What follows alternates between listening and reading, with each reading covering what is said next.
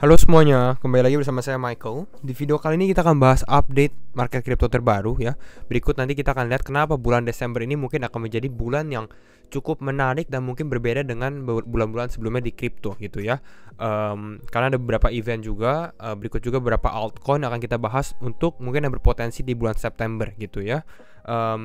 Memasuki bulan baru dan saya rasa kalau kita lihat pergerakan Bitcoin atau pergerakan kripto dalam beberapa hari terakhir, kalau kita lihat beberapa hari terakhir di sini lebih ke arah sideways ya, tidak terlalu banyak pergerakan.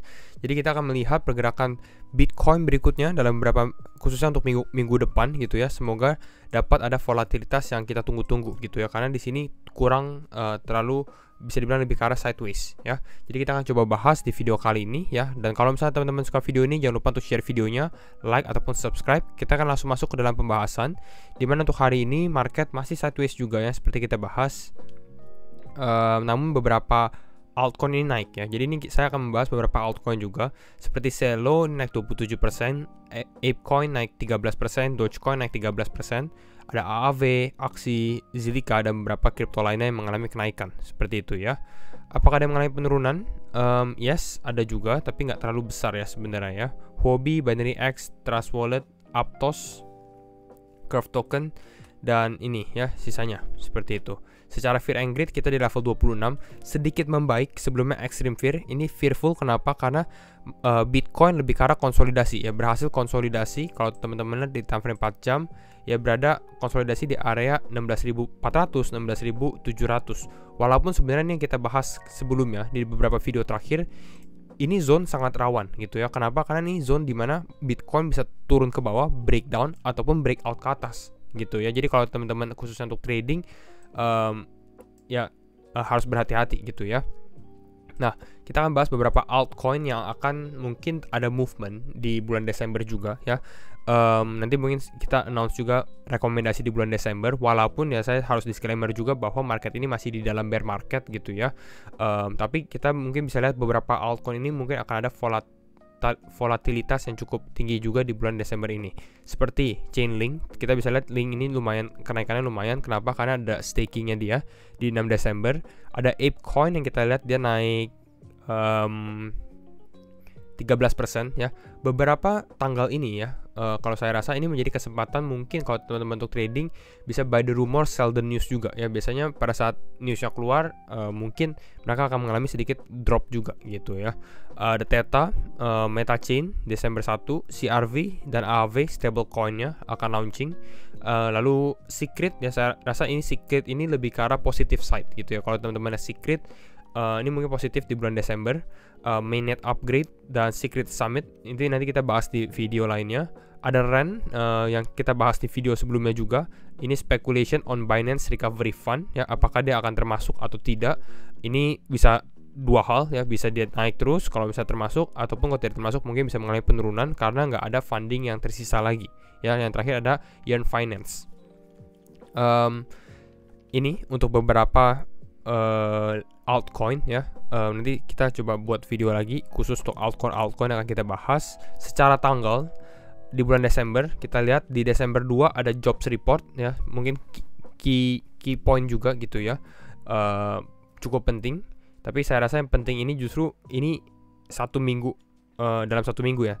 Desember 13 CPI data, Desember 14 Fed decision, keputusan the Fed. Ini cukup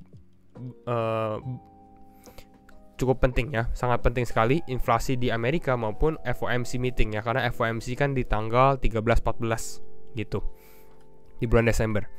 Lalu di sini ditambah oleh si Tech Talks Macro Desember 1 PC inflation, ini juga menjadi yang penting juga, dan ini Desember 1, Desember 2 ini terjadi di minggu depan ya, atau mungkin kalau teman-teman lihat di video ini mungkin di minggu ini ya. Secara grafik yang kita bisa lihat bahwa Bitcoin ini lagi sudah menjelang bottom ya. Kita nggak tahu bottomnya kapan, tapi memang bisa dilihat memang ini Bitcoin ini sudah masuk dalam accumulation zone-nya juga. Mungkin kalau penurunan ini bisa menjadi one last leg atau penurunan terakhir juga untuk Bitcoin ya. Dari sini Willy Woo membahas Bitcoin is getting close under the Max Pain model. Max Pain ini apa? Max Pain model ini adalah di saat orang-orang yang beli Bitcoin rata-rata mengalami kerugian ya. Cukup aneh ya. Kita beli satu aset khususnya Bitcoin tapi rata-rata mengalami kerugian. historically ya, secara sejarah Bitcoin price reach macro cycle bottoms pada saat 58 sampai 61% coins are underwater. Artinya apa? Artinya dari semua orang yang beli Bitcoin 100% gitu ya, 58 sampai 60% orang yang beli Bitcoin ini mengalami kerugian ya, atau underwater. Ini yang terjadi. Ini yang namanya max pain model ya. Max pain, maksimal pain, rasa sakit gitu ya. Kenapa? Karena kita beli bukannya untung, malah mengalami kerugian gitu. Jadi ini secara historically kita review juga di sini di bulan November, karena belum ending juga, tapi di bulan November hari ini karena mungkin adanya FTX crash ya. Kita tahu FTX crash di bulan November, penurunan cukup dahsyat 19%.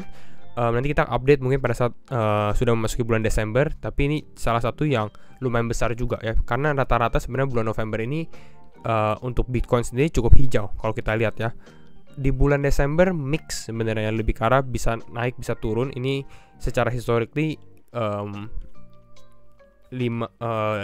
bulan mengalami kemerahan gitu ya, 5 tahun mengalami kemerahan, 4 tahun mengalami yang hijau ya. Sekarang kita akan langsung masuk untuk analisa teknikal untuk Bitcoin ya. Bagaimana dengan keadaan Bitcoin saat ini? Kita lihat dulu, kembali lagi disclaimer on and do your own research, karena setiap keputusan tetap di tangan teman-teman. Kita lihat Bitcoin masih konsolidasi ya, belum ada pergerakan price movement yang cukup besar. Di sini sempat mengalami penurunan, testing ke level 16.300, dan saat ini sedikit mengalami kenaikan juga ya, 1%.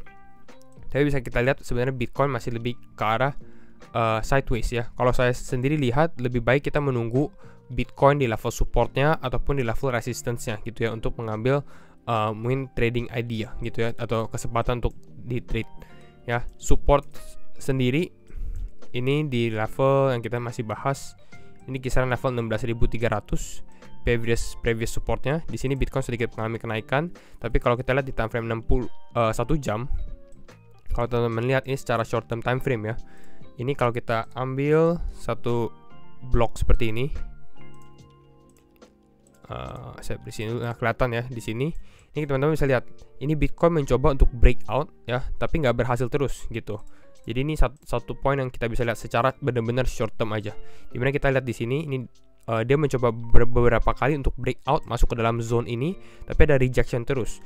Kalau saya lihat sebenarnya seperti ini sebenarnya sign of weakness gitu ya. Mulai ada pelemahan. Ini kalau kita tarik garisnya sendiri ya, kalau kita tarik garis ini, nah ini kelihatan ya. Nah ini salah satu cara bagaimana saya menentukan support dan resistance di short time frame. Nah kita lihat dari sini, ini ada resistance, di sini ada resistance, di sini ada resistance juga, khususnya untuk beberapa wick candle di sini ya. Wick candle artinya shadow candle yang di sini 1, 2, 3, bahkan mungkin ini 4 gini. Artinya pada saat dia mau mengalami kenaikan, ini banyak orang yang selling ya. Ada sell pressure lah, tekanan penjualan di atas ini. Jadi artinya ini yang membuat price Bitcoin untuk mengalami pelemahan kalau memang hal ini terjadi gitu ya. Ini lagi mereka mencoba untuk breakout, tapi banyak tekanan untuk membawa Bitcoin turun kembali. Ini yang terjadi, dan biasanya kalau seperti ini ya, kalau kita lihat seperti ini, yang biasanya terjadi adalah sebenarnya dia akan sedikit mengalami pelemahan dulu, ambil liquidity di bawah gitu ya, karena membutuhkan momentum yang lebih kuat.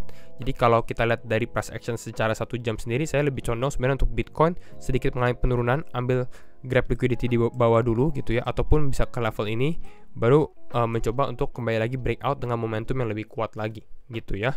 Atau tiba-tiba ada news besar yang terjadi gitu ya, news besar yang bisa membuat Bitcoin breakout gitu ya. Tapi ya ini cukup kecil ya, tapi kita akan lihat secara mungkin closing candle mingguannya gitu ya, weekly candle. Ini di kisaran level 16.600 ya. Jadi ini yang terjadi, belum terlalu banyak pergerakan. Altcoin kalau kita Bitcoin dominance mungkin ya.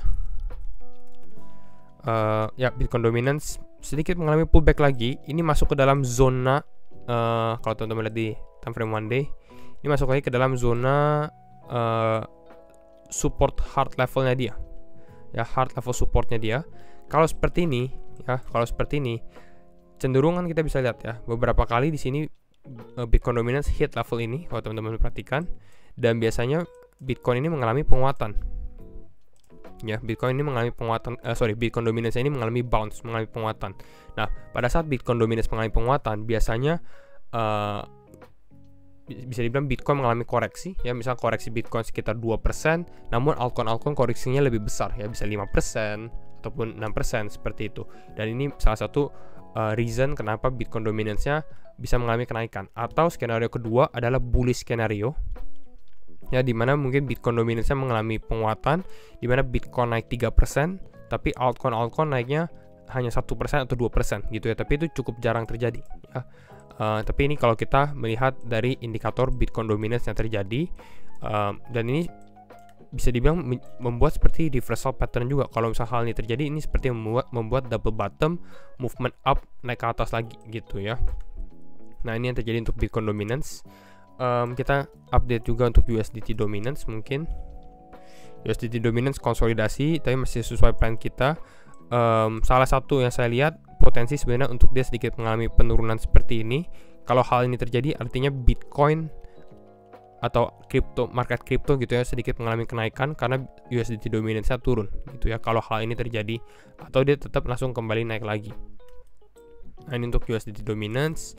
Kita lihat juga untuk Ethereum.